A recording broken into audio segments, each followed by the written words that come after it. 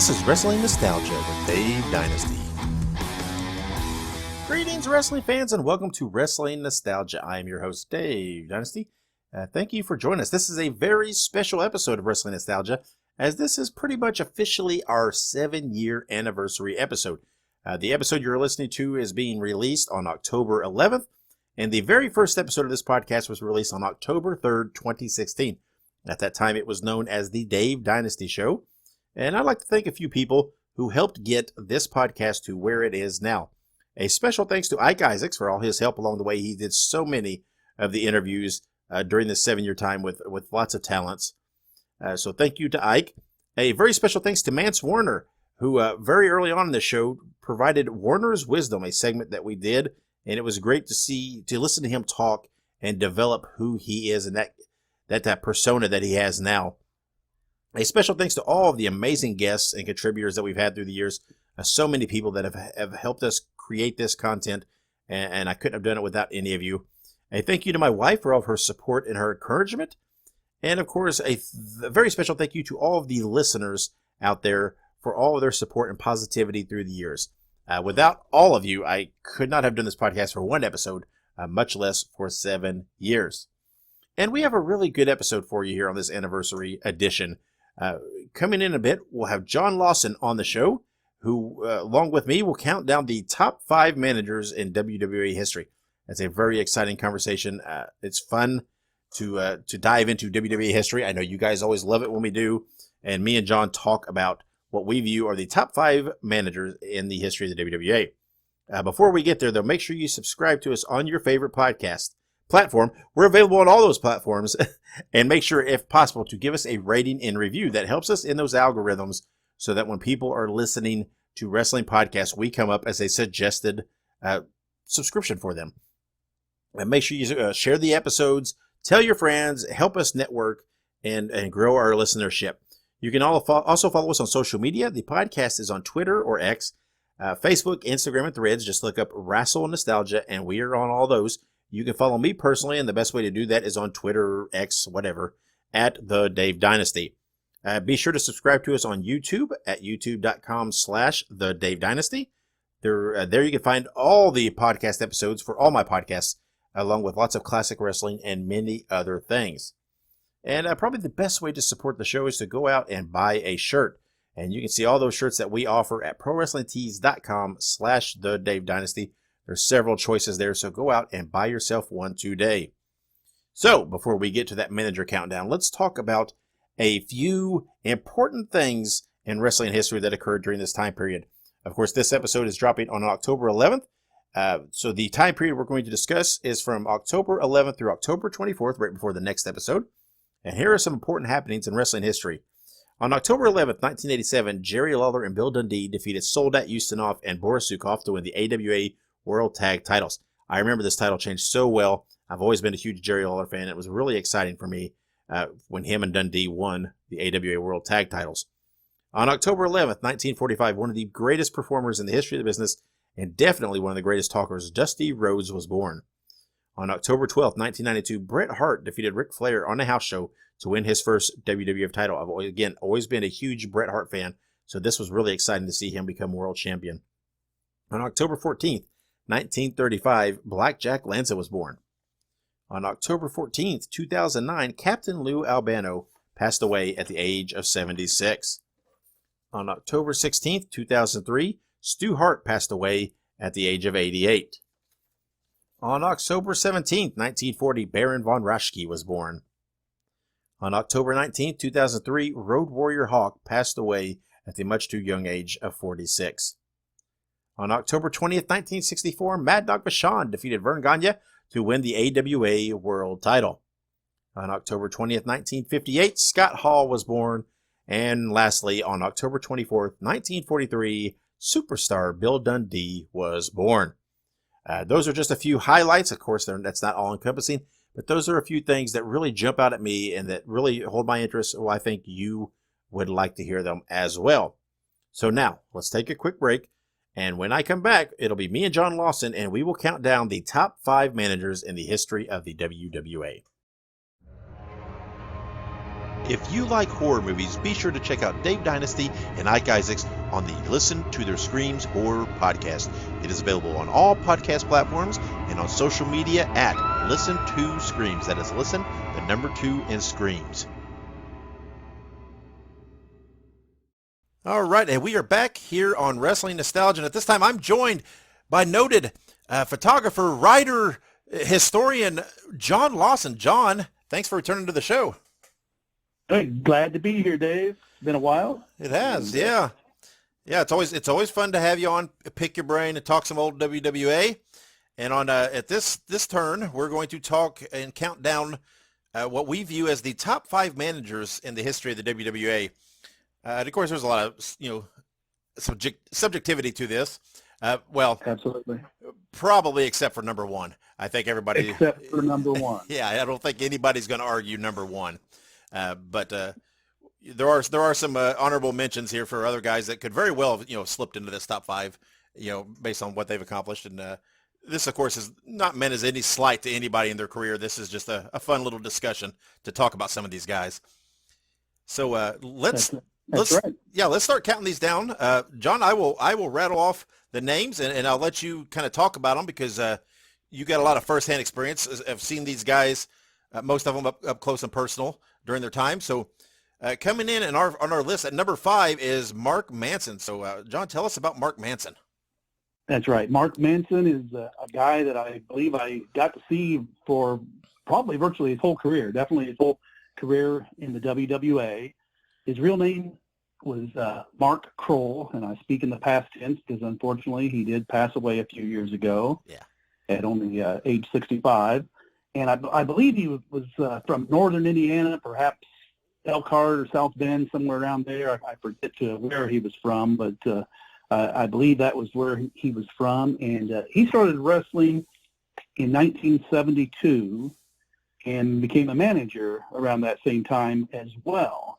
And his name, though, was changed because he had a striking resemblance to someone by the name of Charles Manson, the notorious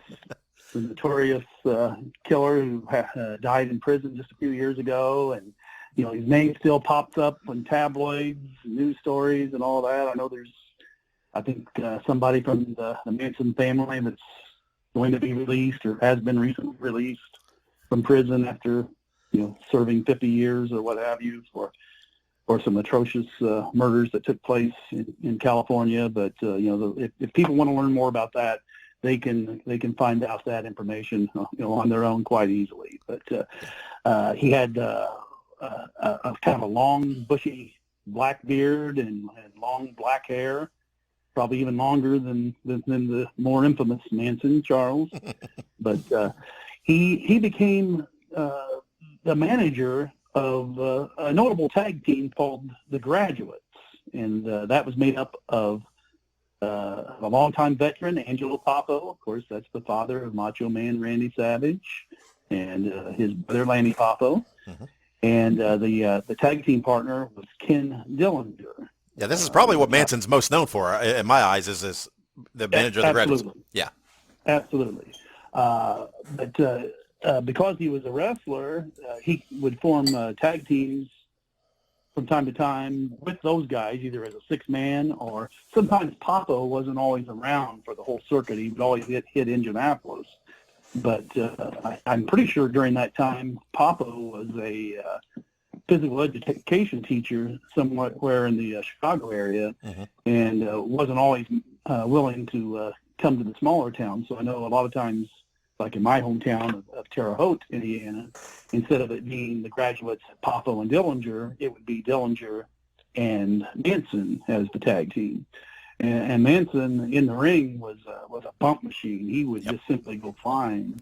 And if you can find some of his work on YouTube, not only matches but also some classic interviews, especially with Bob Luce on some of the Chicago wrestling shows.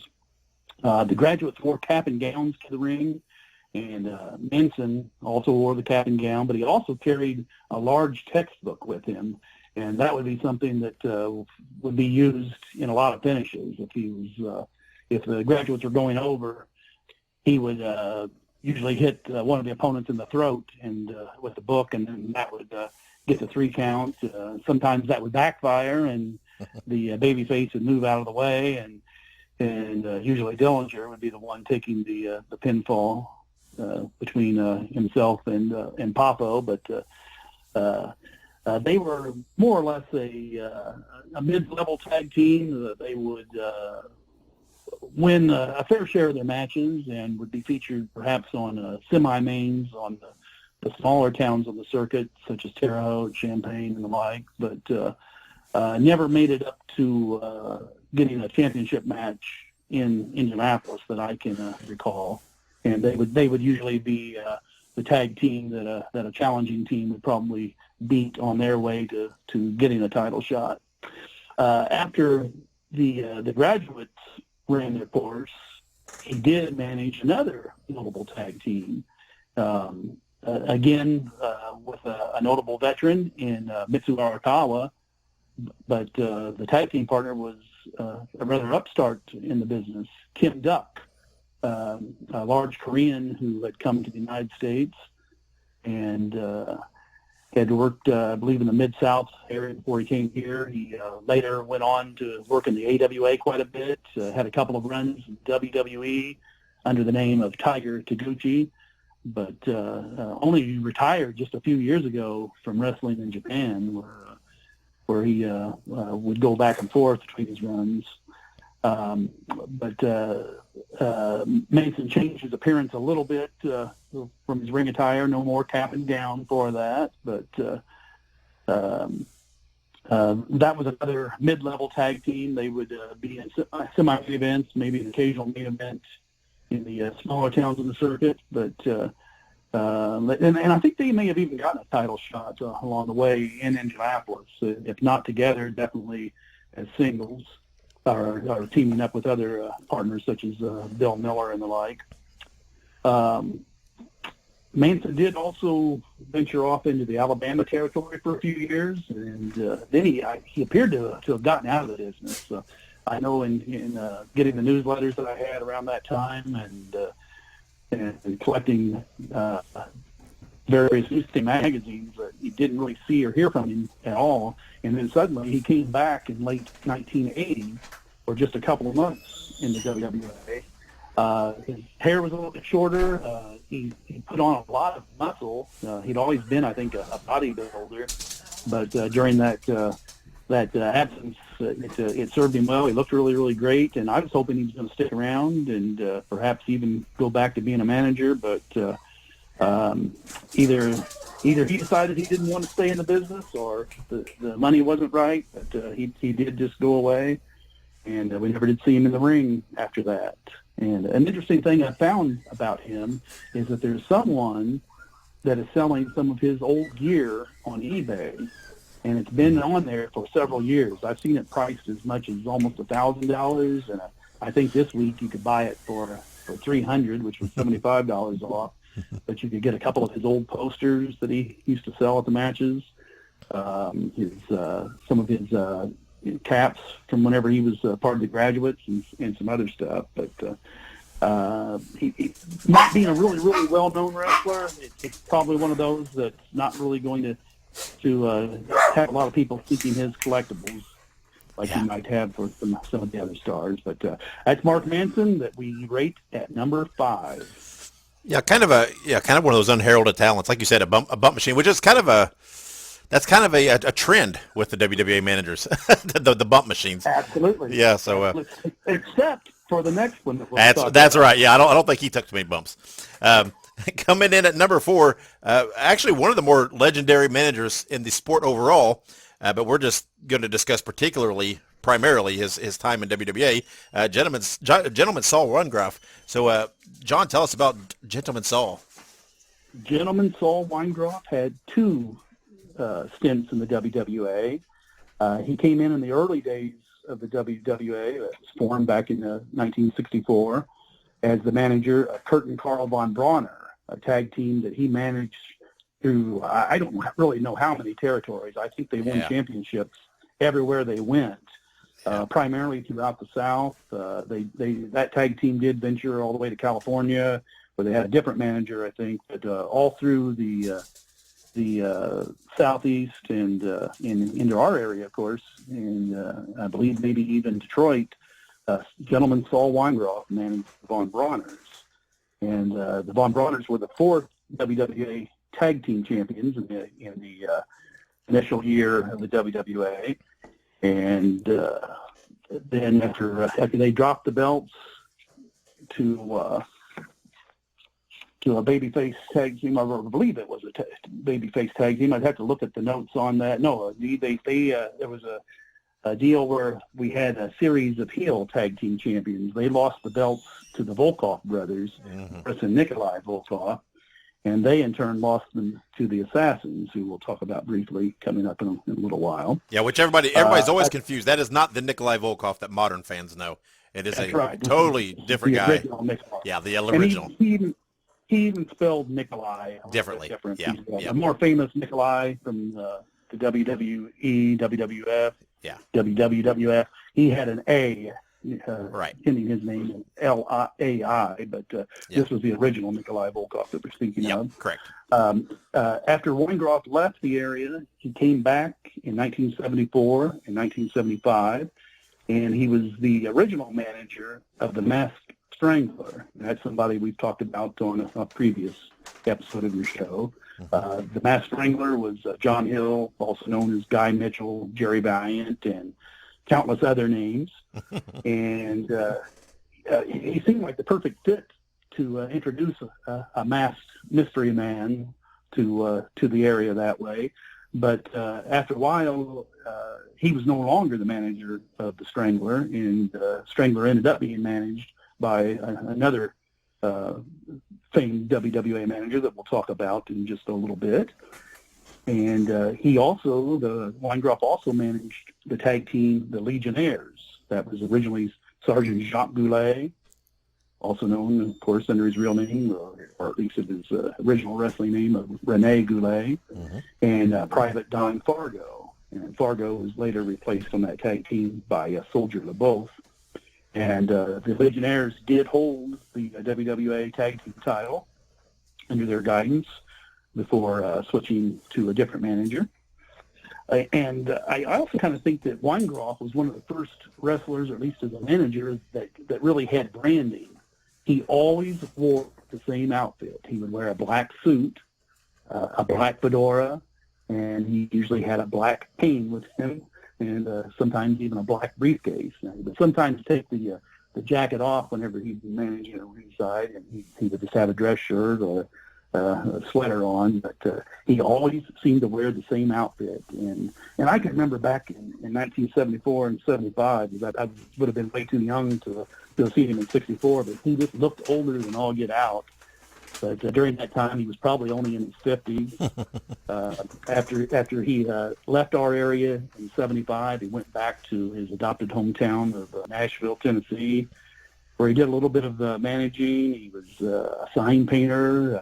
He got involved in law enforcement, and he lived to be 72. He passed away in 1988. But Saul Weingroff is the one that we are ranking at number 4, because he had 2 tag team championship reigns with teams that he managed. Yeah, there's so many guys back in the older decades that look so much older than what they do comparatively nowadays. You can tell right. As time goes on. It's I mean, of course, guys like Arn Anderson, who I think he looked old out of birth, but That's true.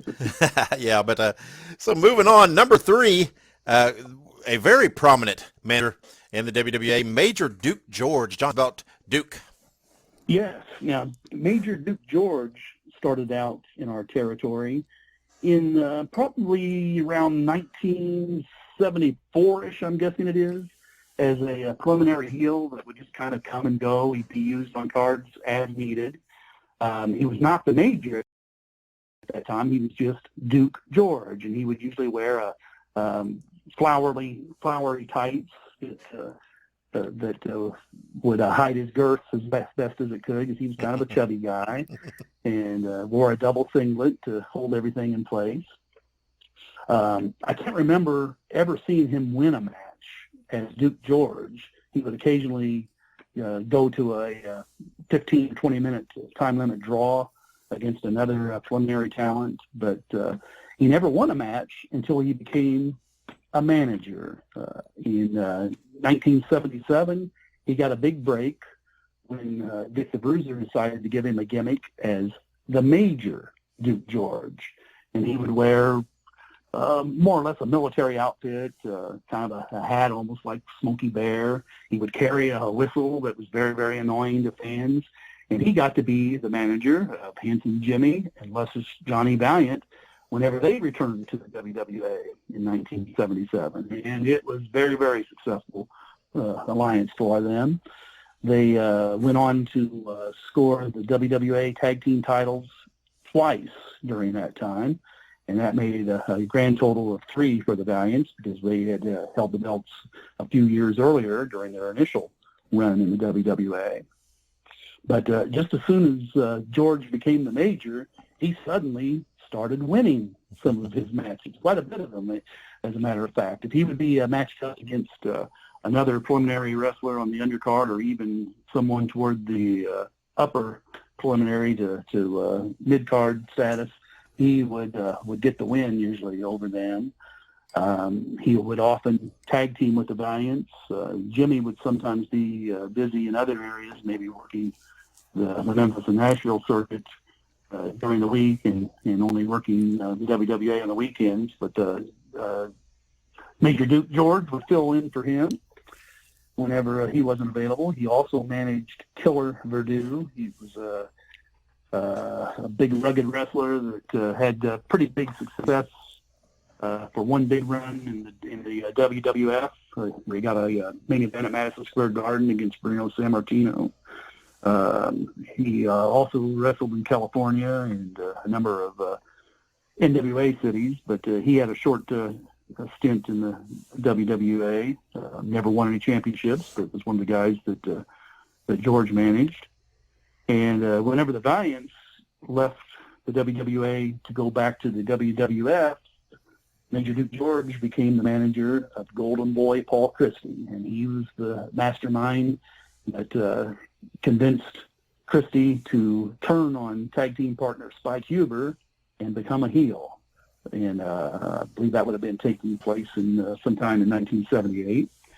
And that changed the career at that point for Christie, who had always been a babyface throughout his long career throughout our territory, and got Christie into main events.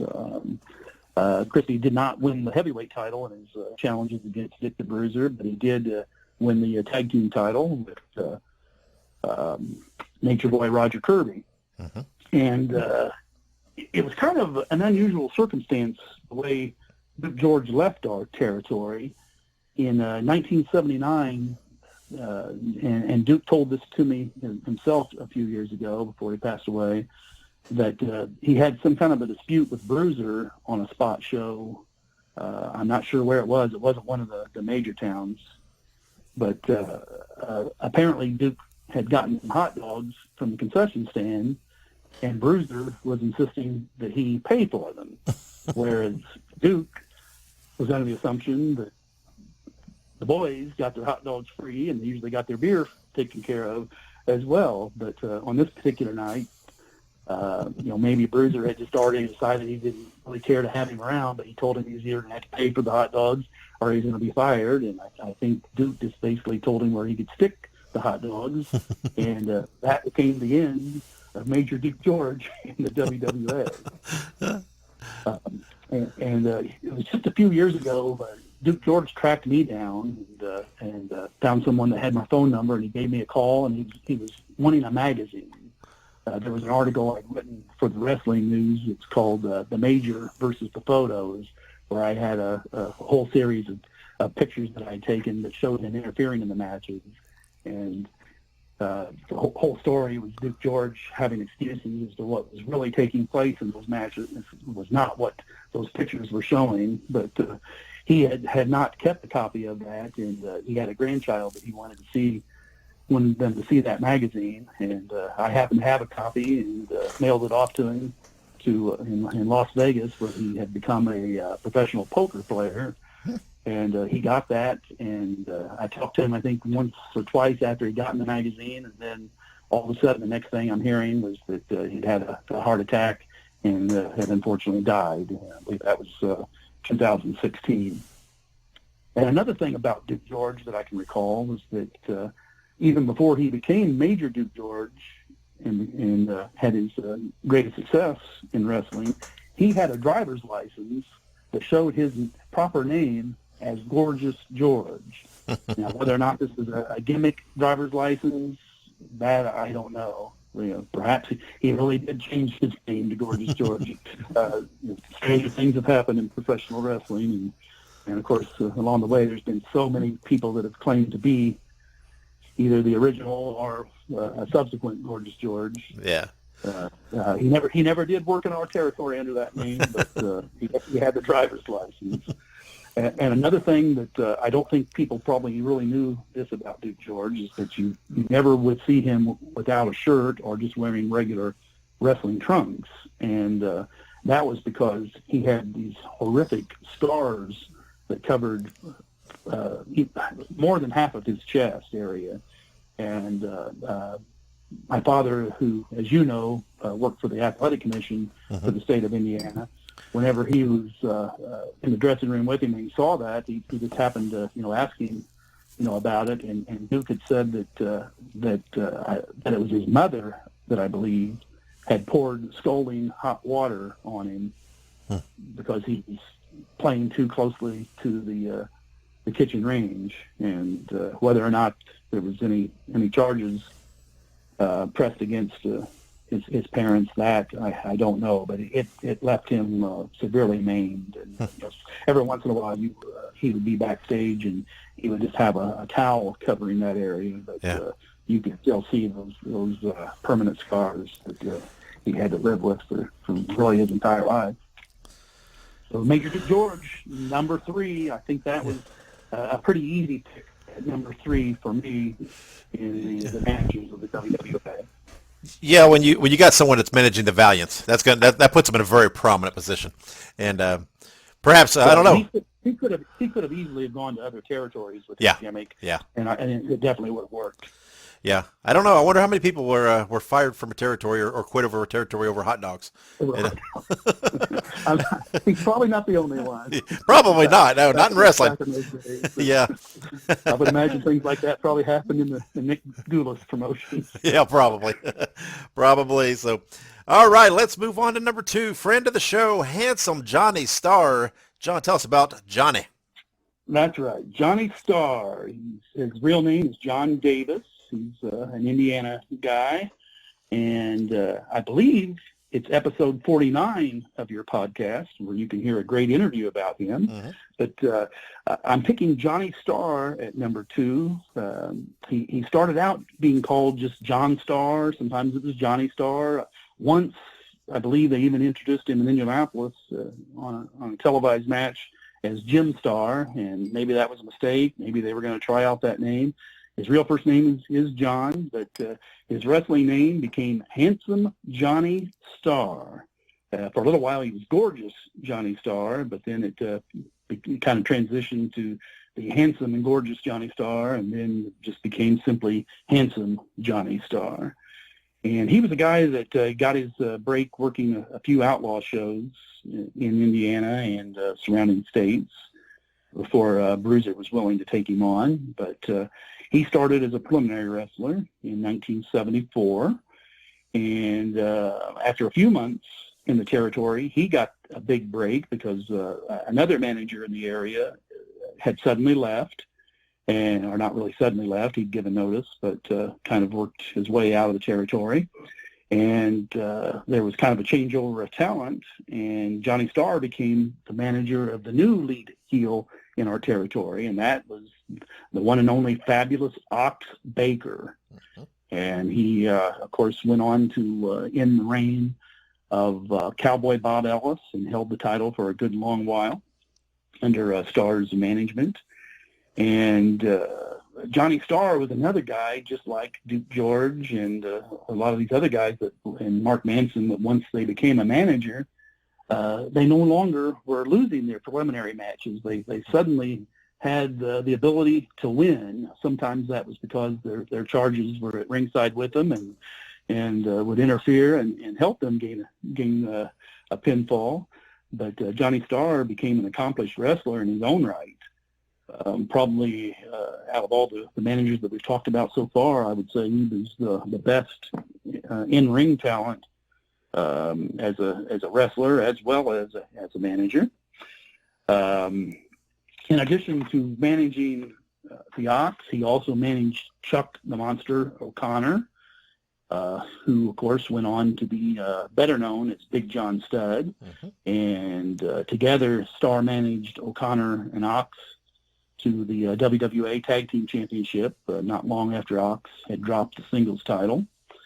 And Starr also took over as the manager of the Strangler from Saul Wier that we talked about earlier on.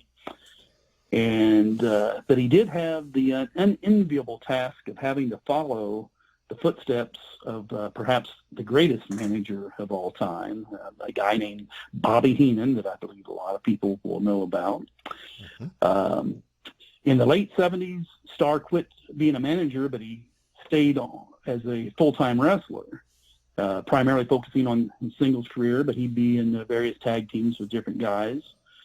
And he had a slow burn transitioning from being a heel to a baby face to where the fans really weren't sure what to make of him.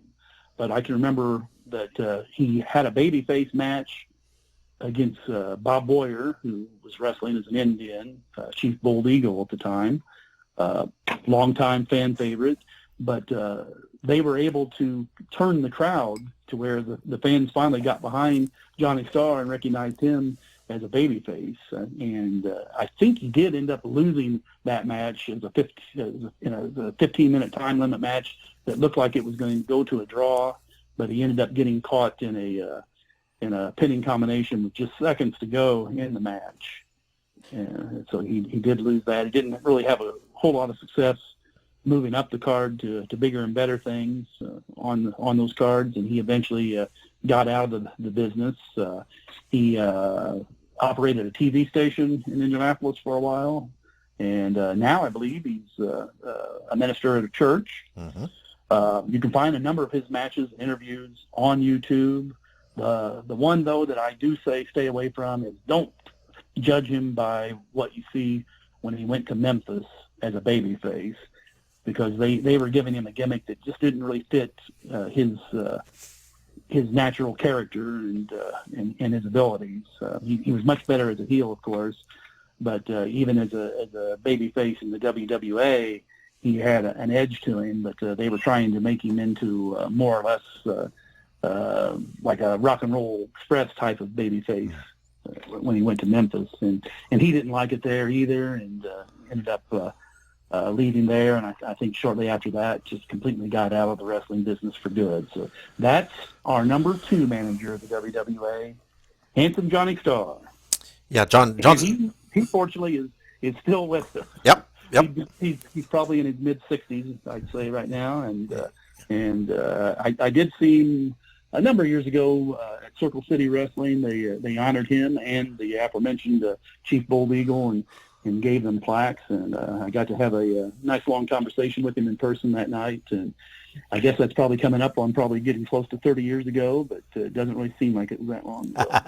Yeah, John's a good guy, and a talent. Another guy that, because, being in Indianapolis, not getting a lot of the, as much attention as some of the other territories, it was, a talent that really went a little unheralded, a little underappreciated for what he was. Right. He was a talented guy.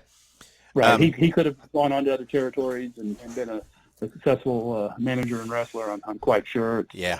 I was always hoping that he would get a shot in the WWA, but there was probably somebody there that had that slot that he needed. Yeah. Yeah. Well, speaking of a talented guy, and speaking of a guy that went on to even bigger success, I don't think it's anybody's surprise when you're talking the number 1 manager in the history of the WWA, and I would, my favorite, and what I feel is the greatest talent in wrestling period history overall. At number 1, Bobby Heenan. When his time in WWA was Pretty Boy Bobby Heenan. Of course, later became the Brain. But we could go on for hours about Bobby Heenan. But John, talk to us a little bit about Bobby in the WWA. That's right. Bobby Heenan is undoubtedly the number one manager of the WWA in the history of that promotion. And just like you, I truly feel that Bobby Heenan is the greatest wrestling manager of all time for any territory, bar none. If you've read his bios, he's had a couple of books. He was born in Chicago, but he really did grow up in Indianapolis. I was born in 1963, so I don't really have a great memory until around 1966, but I got to see the formative years of Bobby Heenan as not only a wrestler, but also a manager, because this is really where he got his start in Indiana for the WWA.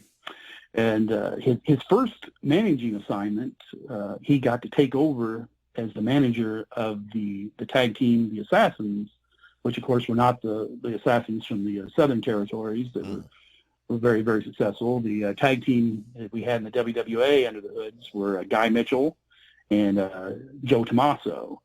And they came into the territory with a different manager originally, Coconut Willie, and he went away, and Bobby Heenan took over as their manager.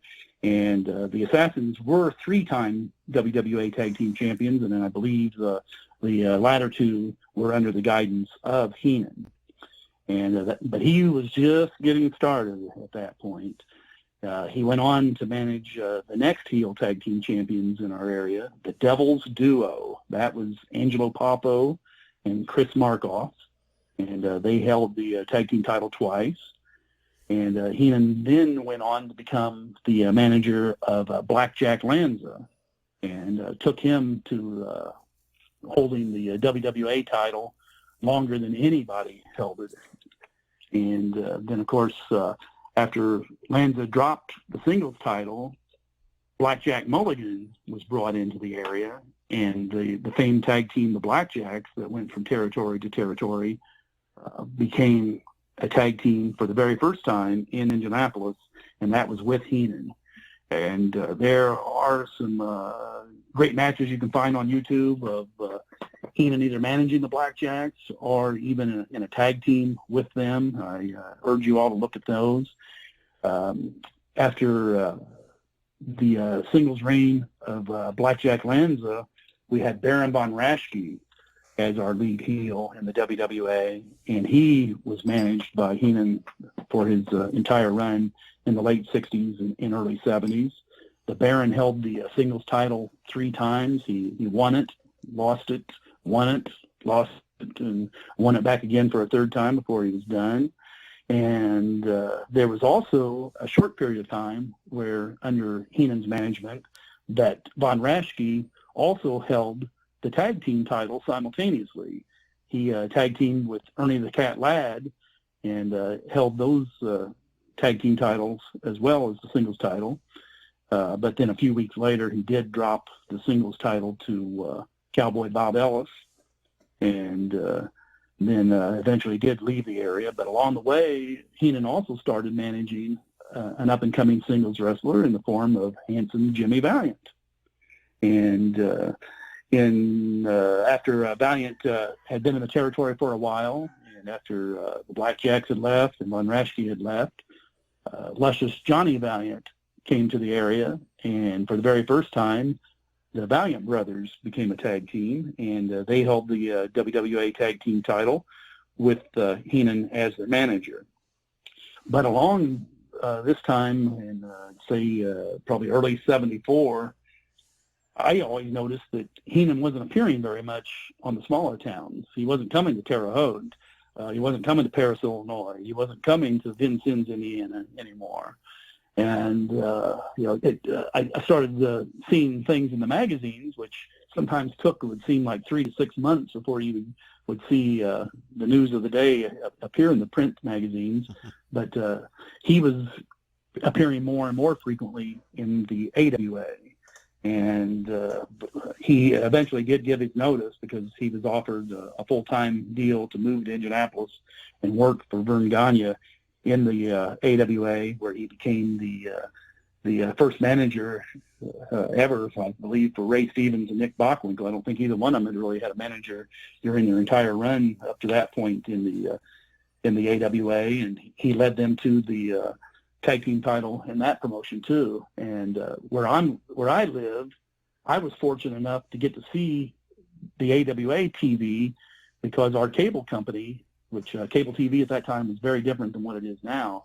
You didn't really have cable channels like we know of today that are only on cable. What cable TV did here in the late 60s and early 70s was it gave you an opportunity to see your local channels as well as some from a little bit further away without having to move the rabbit ears or without having to see them in snow.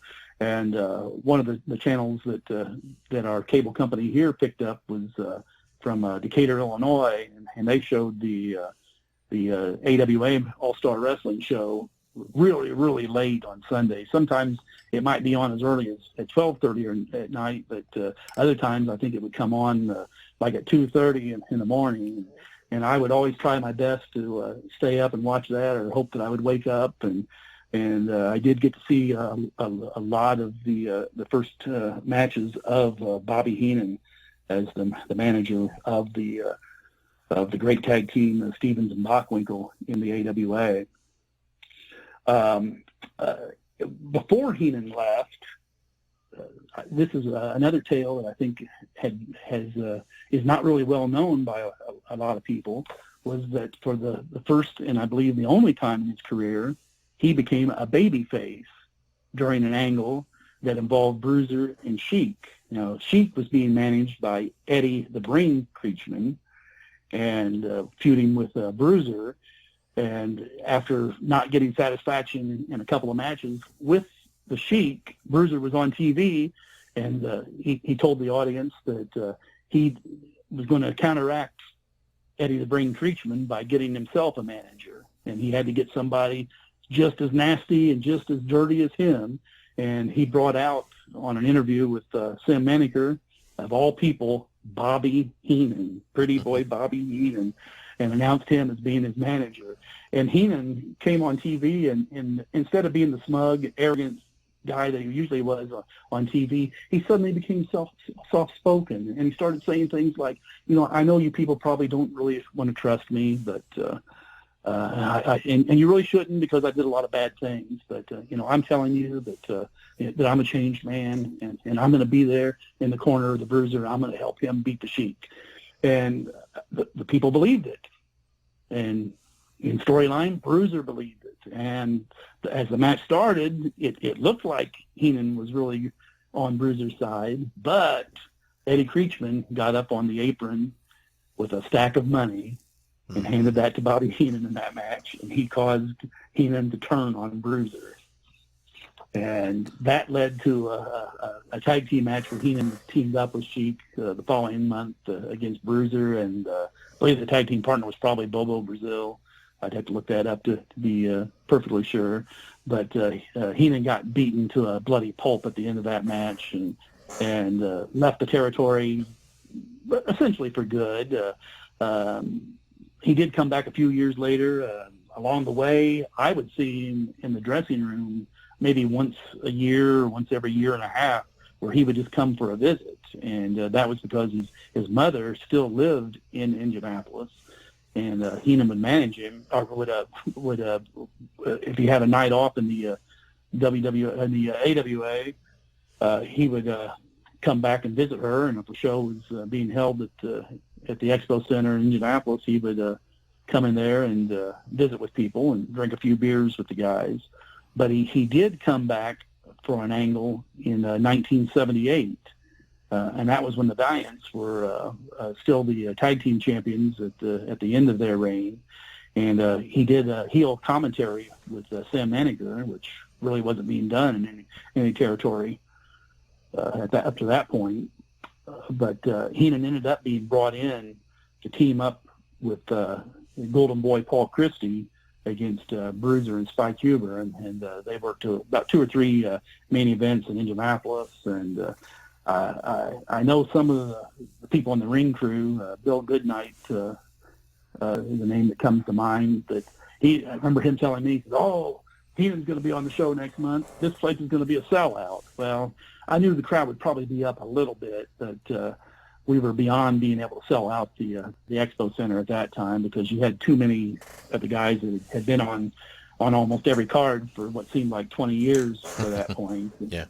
And but so there were some memorable matches, and we got to see Heenan in the ring, not as a manager, but as a wrestler for the last time in the WWA. And he went back to bigger and better things in the AWA before moving on to the WWF.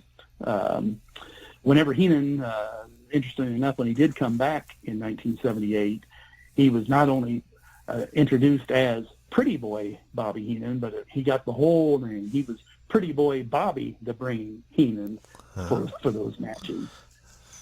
Interesting. And of course, he wasn't called the Pretty Boy in the AWA because Vern already had a Pretty Boy in the form of Larry Hennig. Yep. That I believe you can hear his interview on your show. Yep. Episode 191. Yep. Absolutely. Yeah. So again, no surprise there. Bobby Heenan at number 1. I mean, I like you said, I think Bobby Heenan's number 1 overall in not just the WWA, but in all wrestling managers. So no surprise there. But I mean, a little suspense, I guess, for 2 through 5, counting them down.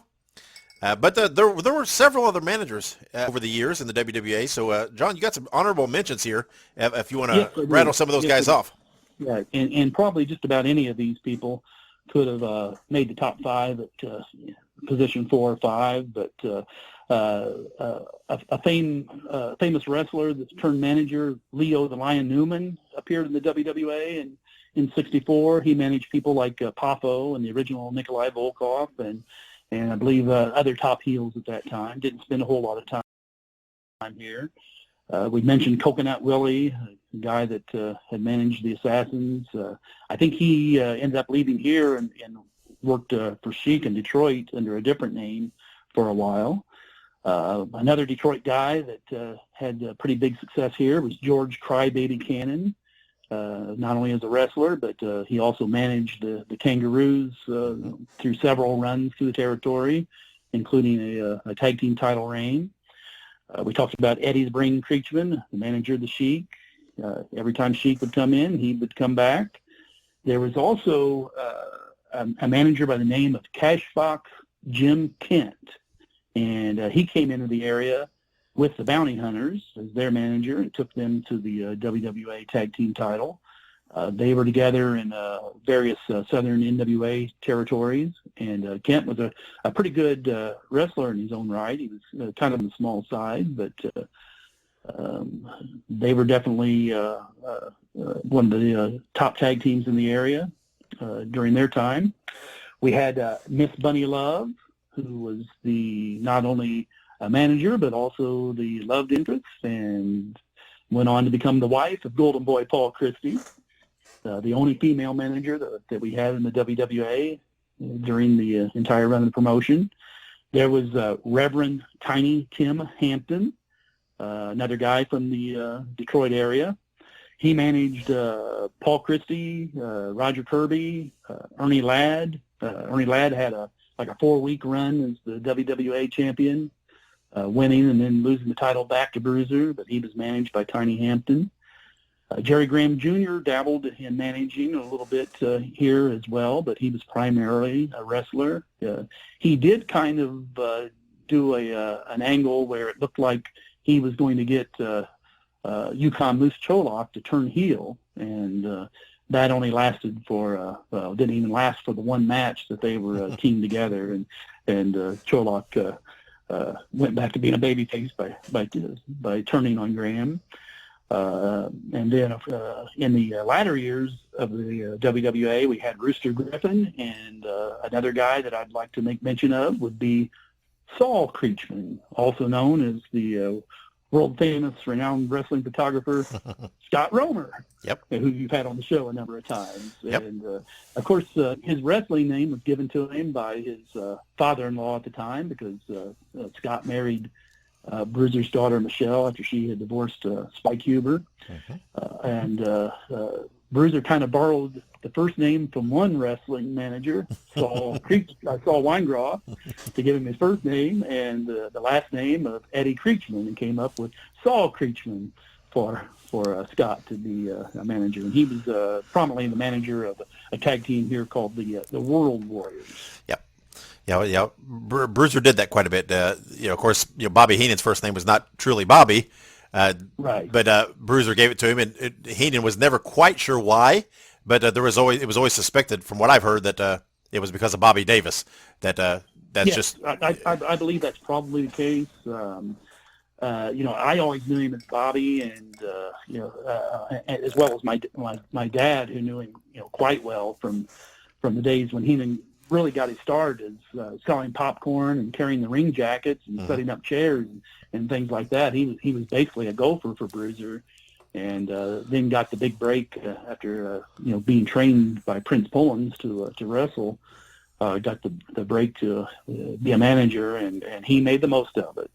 And really, I think Heenan's best work was in the WWA and the AWA. Yeah.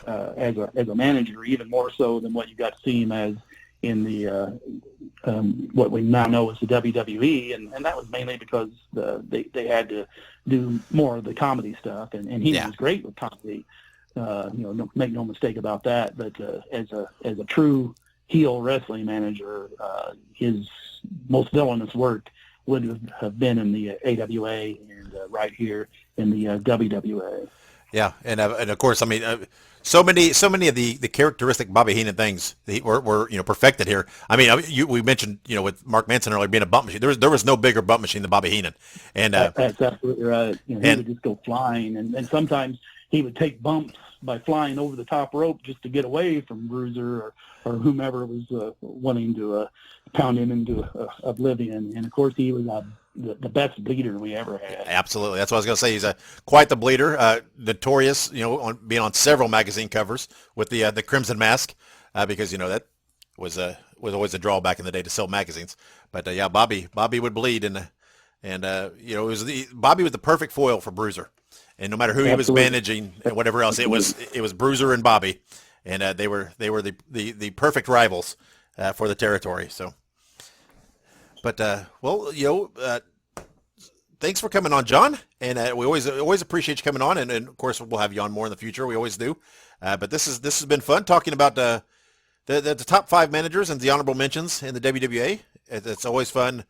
The listeners always love when we talk WWE history, and diving into this has been fun. And I'm sure there's some guys out there, some listeners out there who heard of a couple guys maybe that they're not real familiar with. Like I said, some of these are not household names in wrestling overall, but when you talk the history of the WWA, they certainly are very important figures, and it's fun to talk about it. I always like that. I always like shining a little light on the guys that not everybody's familiar with, right? I mean, everybody knows Bobby Heenan, and you cannot have this discussion without talking about Bobby Heenan. But not everybody knows about Major Duke George and Mark Manson and guys like that. So that's the fun part to me is getting to talk and hear about those guys that not everybody's familiar with. Absolutely. So, all right, John. Well, thank you for coming on. We appreciate your time and talking to us about that WWE history and your firsthand experience with the promotion. All right. Well, thank you very much. I appreciate you having me on the show and look forward to coming back again in the future. Absolutely. Ladies and gentlemen, Wrestling Fans International Association is back. That's right, the premier fan club association of the 1970s and 1980s has been revived and is back in business. Join today. It's free at thewfia.org. That's thewfia.org. You can also join us on Facebook at facebook.com/groups/WFIA 1969. Thank you to John Lawson for coming on and talking with me about the top 5 WWA managers in the history. That was a fun conversation. I hope you enjoyed that. John will be back in the future. It's always good to have him on and talk about the WWA. Our next episode will be in 2 weeks, and we have another special interview that's coming up on that. It's a first-time interview to have this group together. That's right. There's more than one person in this interview, because in 2 weeks, I will have the former WWA Tag Team Champions, the World Warriors, and their manager, Saul Creechman, on for an interview. Mad Max, Supermax, and Saul Creechman, or as they're known to the rest of the world, Sam DeCero, John Richmond, and Scott Romer. They will join me for a special group reunion interview. This is the first time the three of them have talked in many, many years. And it is super cool to sit down and talk to them about their time together, their time in the WWA, what they did outside the WWA, and just hear these guys reconnect and tell stories. It was just like, it's like these three had not been apart, right? They just clicked back in and started telling stories and laughing, and it was a lot of fun. I can't wait for you to hear that in 2 weeks. Once again, a special reminder, please make sure you subscribe to us on whatever your favorite podcast platform that you listen to, and then follow us on social media. Again, the podcast is on Twitter, Facebook, Instagram, and Threads as Wrestle Nostalgia, and you can follow me personally on Twitter at The Dave Dynasty. Make sure you subscribe to our YouTube channel. Make sure you go and buy a shirt and help support the show. Thank you for joining us. Thank you for 7 years of podcasting. It has been a blast. It has been fun, and it's just beginning, right? I'm just starting. My passion, my fire is still there. I've got so many great people I want to talk to, so many great historical time periods and happenings that I want to discuss. So this is just the beginning. There's lots more of wrestling nostalgia to come in the future. 7 years is only the tip of the iceberg, my friends. But until we come back in 2 weeks with that amazing interview with the World Warriors and Saul Creechman, wherever you go and whatever you do, be good, be safe, and keep on growing.